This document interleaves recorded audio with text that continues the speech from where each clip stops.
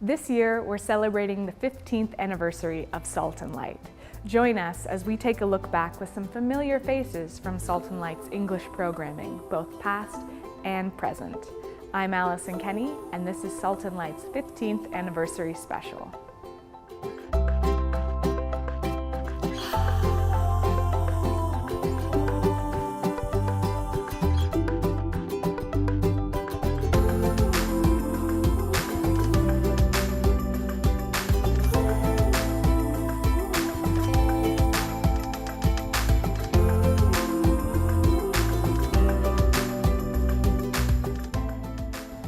Gillian, Pedro, Mary Rose, thank you so much for being here. It's nice to meet you too. I've seen your faces on TV quite a lot. And Pedro, thank you for being here and taking time out of your busy schedule. I've seen your face, so thank you for making the time. Thank you for having us. All right, so I wanted to ask you some questions about what it was like at Salt and Light back in the day. So who wants to start? Maybe let's start. We don't remember, it was too long ago. I was going to say it was perfect. Yes. We were in a closet and everything was held together with duct tape. All right, so it was a DIY. Well, no, I don't know. When did you start? Did you start in 2003? No, June 2003. So you were in and out. No, I started in June, but I think I was away for. I've always been away. Like I started and 2 weeks later I was away. So we started together. Well, I was doing a 2-week internship to figure out if I'm a good fit for the job that didn't exist yet. So basically, I had an on-camera audition, and funny enough, Richard, my husband, filmed it, and he really didn't want me to get the job because his best friend's sister was going for it. To be clear, he was not your husband at the time. Yes, he was not. Yeah, you met your husband here, who is and I thought he was a jerk, yes, for the record. And I remember because you talked about Hollywood Heartthrob, I'll never forget. So she wrote this script for her audition. It was like, Hollywood Heartthrob, Mel Gibson, because The Passion of the Christ had just come out, I guess. Right. And I thought, who came up with that line? But she got the job, so it must have worked for you. We were asked to do this, so it was me and Darren, so we were the first on-camera people. And we both didn't have any on-camera experience, maybe Darren did. We were told we were going to do a magazine show, so they said, go out with a cameraman. I was like, what do we do? What do we do? Where do we look? What do we say? That's the case with everybody that comes here. Yeah, it's sort of a training ground. No, but I think that's part of the ministry of Salt and Light, that it is, I'm not going to say school, but it's a training ground. And we train people and they come and then they go off and work somewhere else. And it's always been like that from the beginning. I think that is part of the idea that Father Tom had. Yeah, and I would say not just training them journalistically, but training them in their capabilities and confidence in the faith, the knowledge of the faith. How can they take on a mission, how they can evangelize. I say that, I think, because that's how I feel. I feel like everything you ever needed to know about the faith. Everything I needed to know, I learned here. But no, maybe not everything, but honestly, a large amount. Maybe not the specifics of the knowledge, but how I can gain that knowledge, where I can go for research, where I can go to, who I can talk to learn. And I think now, outside of Salt and Light in my day-to-day living, being a mom, I may not have a lot of opportunities to teach all of my children about particular bishops and cardinals and what they do in the Roman Curia. You don't teach your kids. But within the school community or the parish community that I'm involved in, I can draw upon that information and those abilities. So I think, it built me up journalistically, but it also built me up as a Catholic person who's really committed to her faith and has the confidence to get others involved as well. Yeah, that's true. I think I can say, and I've said this about In Your Faith, which is this series that I produced, 26 episodes? It's like, I studied theology. I'm ordained as a permanent deacon, but I think I learned more about theology and the faith and the church by working on In Your Faith. It can't be very in-depth, so it has to be very clear in how you communicate, I guess, truths of the faith. So how are you going to do that if you don't understand it yourself? And when you're dealing with really hard topics like women's ordination, contraception, because those are real questions that kids have. Like if I don't understand it, then I'm not going to produce a show that explains that. So I better understand it. Yeah. And so there was a huge learning curve there. That's a really interesting concept, the idea that in order to be able to make the show, in order to be able to evangelize, you then need to really know your stuff, because that's what it's like when we're sharing our faith with others too. So it's just for us, it's just in a visual medium, how do we then do we're that? Teachers. Rather than that's a what we conversation. do. Every show that we've done, we're teaching. Yeah, I think that's part of the beauty of looking back at all the people that worked here. There's no one who's faking it. When you're hosting a show, when you're producing a show. Faking a lot. Okay, never mind. Vox Clara was all faking it. Vox Clara, look that one up. What I was going to Gillian say was never faking it. was that I think we're all sincere, ambitious, faithful people who are just trying to honestly portray who the church is. I thought that 2 seconds ago until she changed my mind. Now I'm not sure. But really, at the beginning, I think what was really important for them, that once it started, the network, was to find people with a heart for the church. Yeah.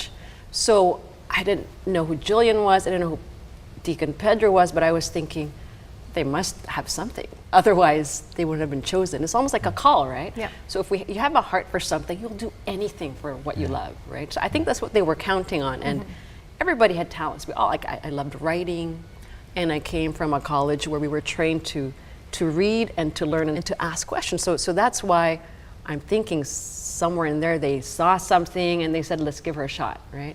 And I think for everybody, and that's why I think we were a really big family, because we all had the same heart, right? And so we all cared, and we all wanted to help each other up, build each other up. We'd say, hey, how's my show? Give me an honest critique, right? Because we don't want, we all wanted to grow. So I think that's why it was very special. Yeah. It's a great team. And It was a great team. I think it still is hard to find people to work here, because that's the stuff that you can't teach. We can all learn how to stand in front of the camera and how to write a script, and you can learn how to edit. Like, that's stuff that we all learned.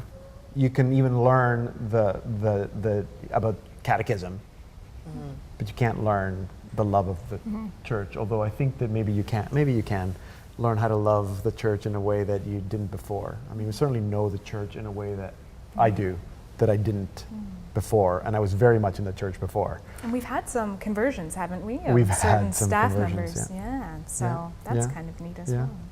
How can you fight it? Yeah, if you can't beat him, join him. And so thinking back on those, relationships that you built and the memories, do you have a sort of favorite memory of your time at Salt and Light, or maybe an event that you covered or one of your projects? Oh boy. All of it? No, it's hard. I was thinking about this. I don't know that I can pinpoint one particular thing. It really just seems like an experience as a whole. It's really hard. Maybe my memory's just failing me. Maybe that's the problem. I'm getting old. I don't know. There's something beautiful about one of the things I like about working here, or about this type of work, is that first of all, it's not Monday to Friday 9 to 5, and no 2 days are the same. So every day there's something different. Sometimes you're out, sometimes you're in. You're traveling. You're this and that. Sometimes I get to work from home. Sometimes you're writing. Sometimes you're editing. Sometimes you're that I love. But I love traveling. So for me, the highlights have always been when we're away somewhere, or when we're doing a live event. And I can think of the Eucharistic Congress in Quebec City. You were there. Yes. Were you Was there? that- Was that 2008? 2008. And I think that was probably maybe the first time that we covered a huge event live. Like, we actually built a TV studio somewhere else, thanks to Javier, the genius Javier. And we were covering this event live without having, I don't know about you, but I had no clue what we were doing. But we were sincere at not having a There you clue. go. That's So what for me, the stands. Eucharistic Congress really stands out, especially when we covered the Eucharistic procession, because we had like 5 different locations that we were all hosting at different places. Do you remember that? It's all coming back as the Eucharistic procession moved, and I don't know, and we all had different, it was amazing. I don't know what it looks like or what people thought when they were watching it, but to be in there was like, this is what it's all about, That and the March for Life in Ottawa. The one we did live with the mobile Oh, and yes, everything. yes, that yes, I remember that. Were you there? No, I was not there either. Sorry. Okay, so for me, we had the Salt and Light magazine show. It was the first show we had, which were really like 5-minute little stories. It was just highlighting stories of people you never hear about, but it's so inspiring to hear about them. I loved their stories. Like, I think my favorite part of my work, other than the people, which is really for me the number one thing, were the people, was finding people's stories and telling them. It wasn't so much being on camera. It was hard for me to be on camera, but but telling their stories was worthwhile doing the job. You know, kind of like The magazine was a getting those great program because of that. It was what? Stories of ordinary people with extraordinary love or something. Yeah, it was just really basic, and we all worked on that. I mean, that was. And I was thinking about this because I was thinking, okay, do we need to be more catechetical to get our message across? I've been thinking a lot about the parables, right? Jesus, the great teacher, he changed people's hearts through stories, right? The parables, the prodigal son. We learned about mercy. We learned about the essential things about God and love. So I think that's why I love telling stories, because you can touch people's hearts through stories in a way that giving them an intellectual truth may not, right? Yeah. So anyway. Yeah, I would agree to that. The point of the people that you meet throughout all the different series that we had, there was always an opportunity to meet somebody who could broaden your perspective, who could enlighten a particular topic. Yeah, it was just, and to meet people who were passionate about what they were doing. Yeah. It's a lucky job to have, to it be is, able to talk to so many people and learn so many things. It is. Yeah. And I mean, that was a great example because there were like 4 stories per episode, so it was a lot. But even working on cattery or creation, like every time we go out there and you meet all these people that are doing these amazing things, but these stories never get told. Mm-hmm. They never get told. Yeah. And there's all these amazing people that are in the church that are the church. And most people out there, they think that the church is their little parish, and that's all they know. Mm-hmm. And the church is everywhere. And we get people to of God. It is, and we get to tell those stories and meet those people. What do you feel is the biggest impact that something you did had on people's lives? That's a heavy question, I know. I'm giving them time to think, and I'm thinking thanks. too, but it's a difficult one, and I'll tell you, because one of the hardest things for me, at least working here, is the very, very little feedback that you get. And this is not a complaint. I mean, we love when people write in, but people, like, I don't watch TV and watch this amazing episode of, I don't know, Criminal Minds, and I email the producer to tell them how amazing that was that they actually talked about, you know, life in the womb or something. So I don't expect that people are gonna write to tell us how amazing it is.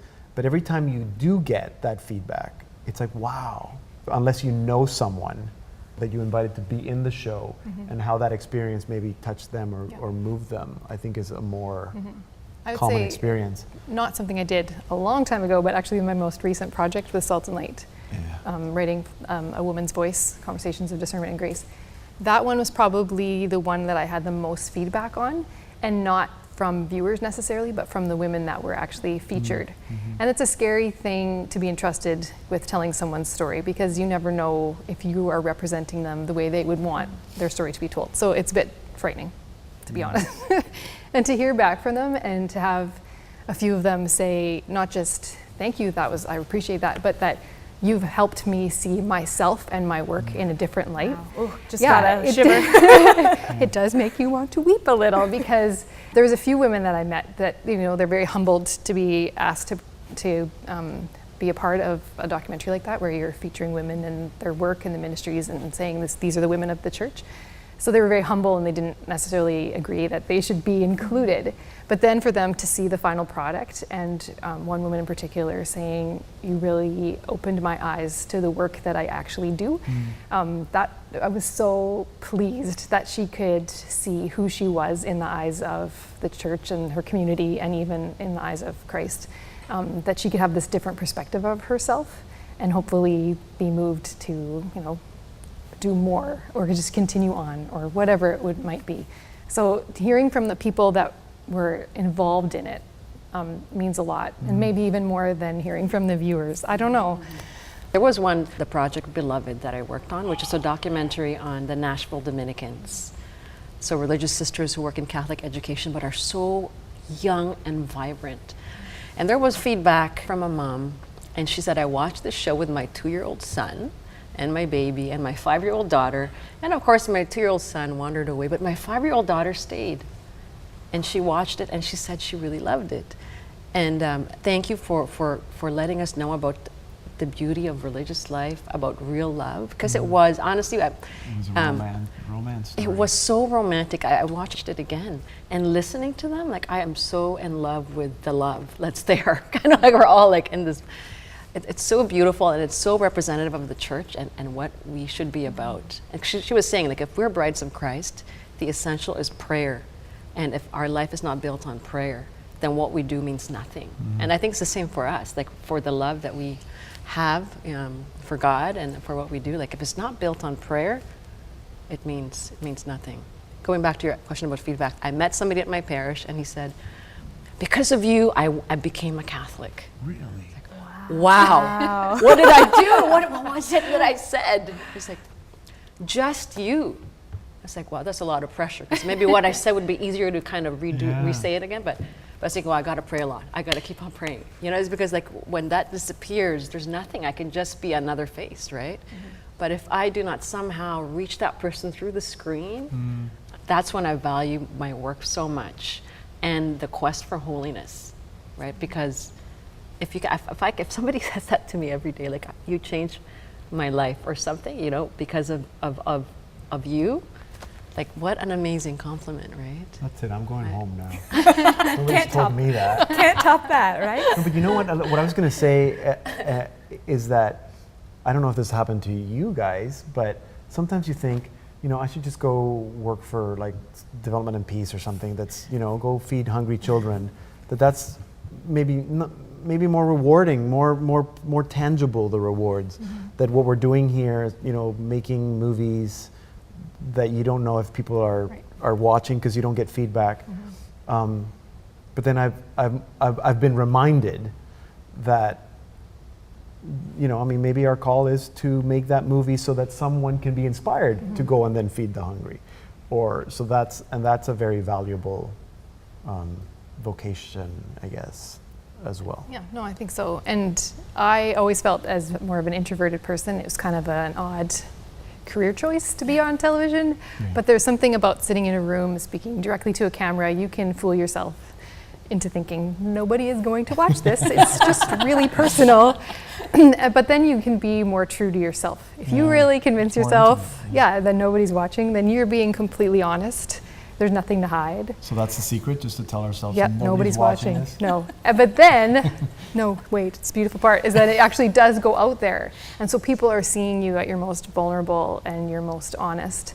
And that, I think, is what displays your essence, so that they really see who you are and what this is all about.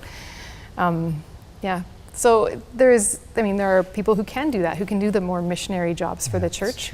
And then there are people who can do the more, I don't know, I'm not sure what you would call it. It's so interesting that you talk about conversion, and you know, Salt and Light is actually a part of my conversion story. So I'm a convert to Catholicism, and then part of my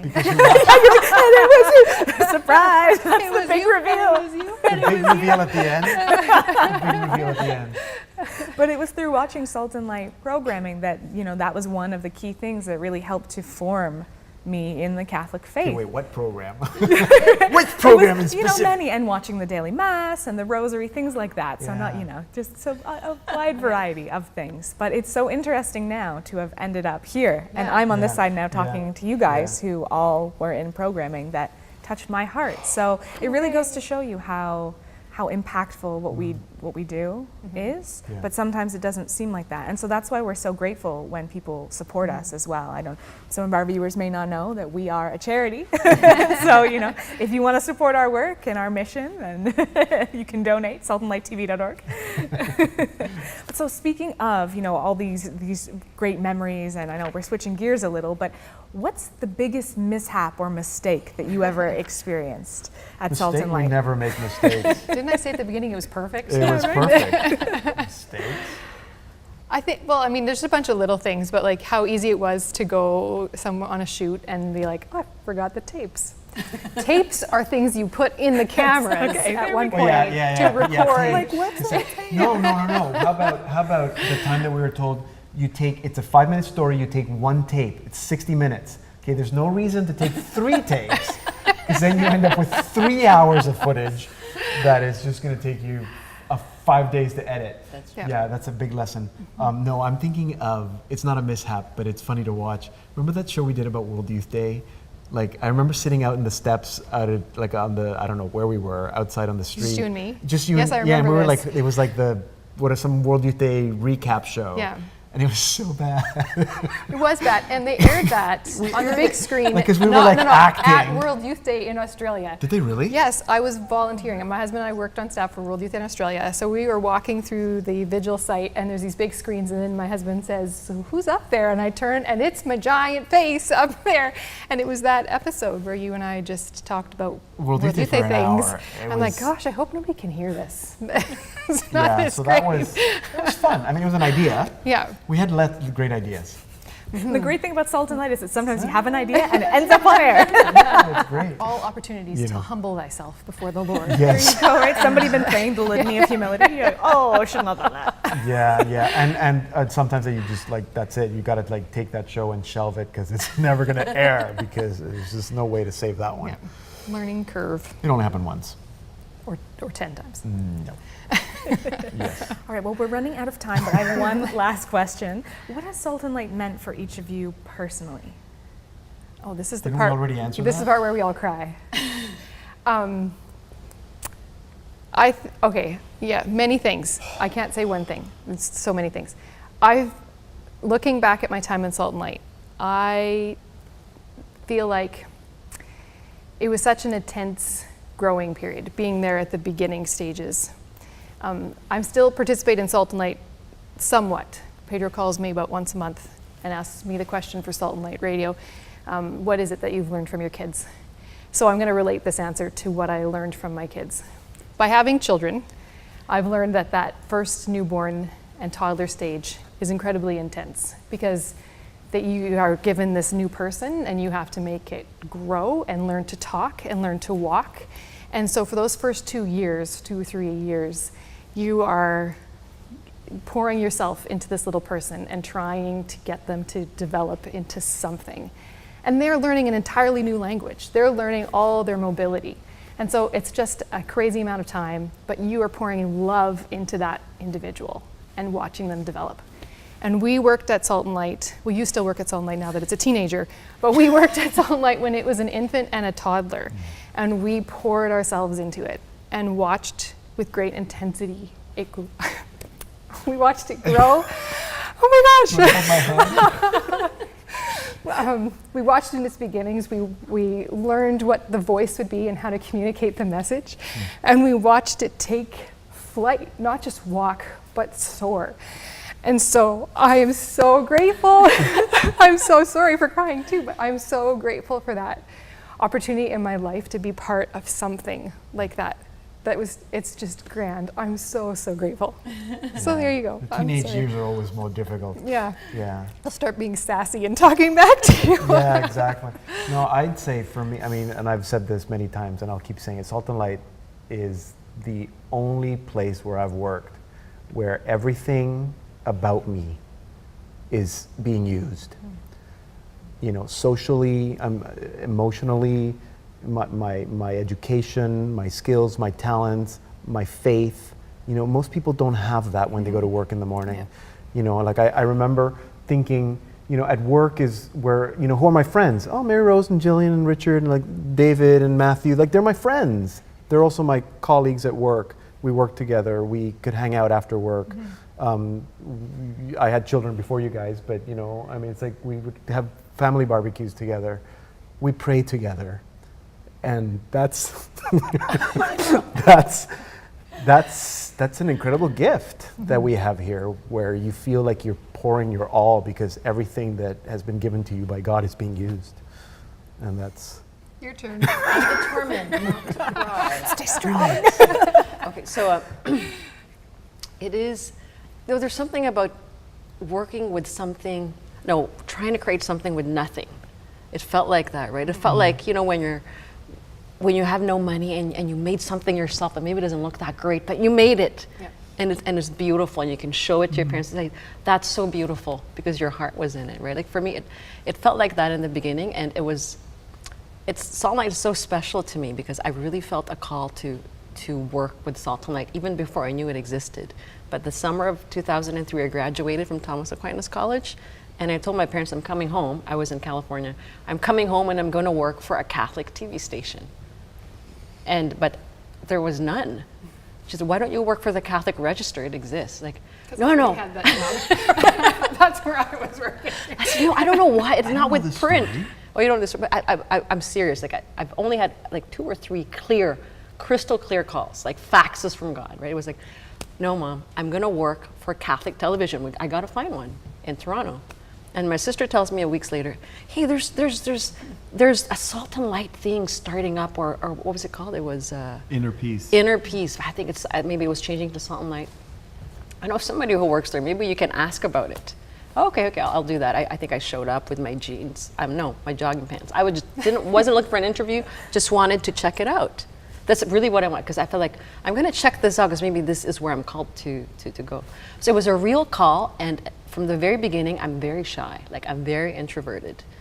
So to do that, I wasn't imagining I was going to be on camera. I just knew I had to follow this Catholic television network and show up. So I had my internship. They were because they didn't know who I was. I wasn't from any connection. I just really showed up at the door because I had a call. That was it. I met my husband there. We grew together. We had our ups and downs. I left Salt and Light as a full-time employee when I was going to give birth to my first baby. So those 8 years were a distinct call, you know. And me being an introvert, I was thinking, well, this is going to be over at some point because I'm so shy and I really can't do this anymore. But I had my out. I had babies. But I really, really love my experience. I love my friends. You know, I didn't want to tell people my work friends are my friends. I know they're my work friends, but it was just a life that stays with me, and it really is. I mean, I can never close that chapter. I've only cried, well, I've cried just now, but I've only cried that I remember twice. When we did the show about John Paul II, were you guys there? And I broke down in the show. And when you left, sorry. Okay. Do you I made remember? you cry today. Because I knew you weren't coming back. You knew. I knew you weren't coming back, and it was like, it's like family. Do you guys want to do a show together now? Coming There up. we have it. Yeah, I think that's a beautiful place for us to end, on the beauty, truth, and goodness of the faith and the things that we try to embody here at Salt and Light, and have tried for the last 15 years, and here's to 15 more years. At Keeping least. on. Exactly. 15 more years Yeah, at we'll be least. interviewing you. in Yeah, 15 right. years. I'm going to be on Yeah. that side. That'll be fun. All right. And if you would like to learn more about Salt and Light's 15 years and our 15th anniversary programming, you can go to saltandlighttv.org/15. Gillian, Pedro, Mary Rose, thank you so much for joining me today. Thank you. It's good. I have set my sails on fire and watched my vessel sink, 'cause I've seen the shores of every tide, but I still wished I was in your sea. I have buried my wandering heart deep into the earth, 'cause when we were mountaintops apart, oh how I long for your valley deep. Oh, anywhere I run, I can see the sun, 'cause you are the light in my eyes, in my eyes. Anywhere I go, I can feel your soul burning like the stars in the sky, in the sky. And I'm like, ooh. And I see after all these miles that, ooh, we're meant to be wild and, ooh, wild and free and never in style. But we would be together and smile at all the memories of you and me. Anywhere I run, I can see the sun, 'cause you are the light in my eyes, in my